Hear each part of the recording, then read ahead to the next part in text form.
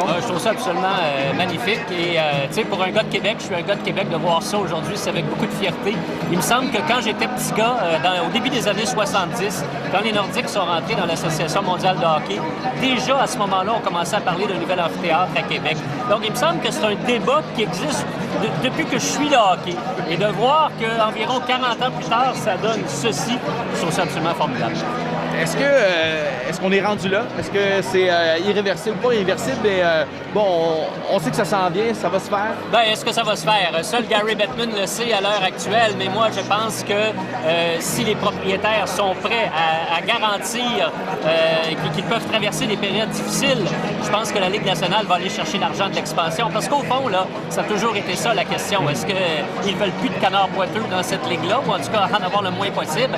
Alors, si le plan d'affaires est cohérent, il me semble qu'une fois qu'on lance un processus formel d'expansion, c'est qu'on espère en arriver à l'expansion.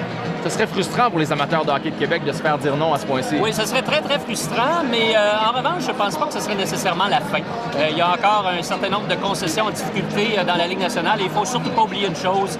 Winnipeg a attendu 7 ans entre la construction du MTS Center là-bas et l'arrivée des Jets. Aujourd'hui, tout le monde a oublié l'attente. Et donc, je pense que il faut être patient un petit peu aussi.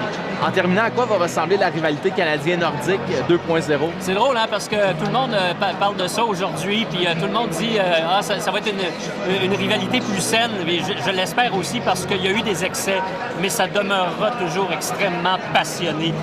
Une rivalité sans âme entre les deux équipes qui serait un peu quelconque, non, ça serait, à mon avis, encore plus fort que la rivalité entre Montréal et Boston et Montréal et Toronto.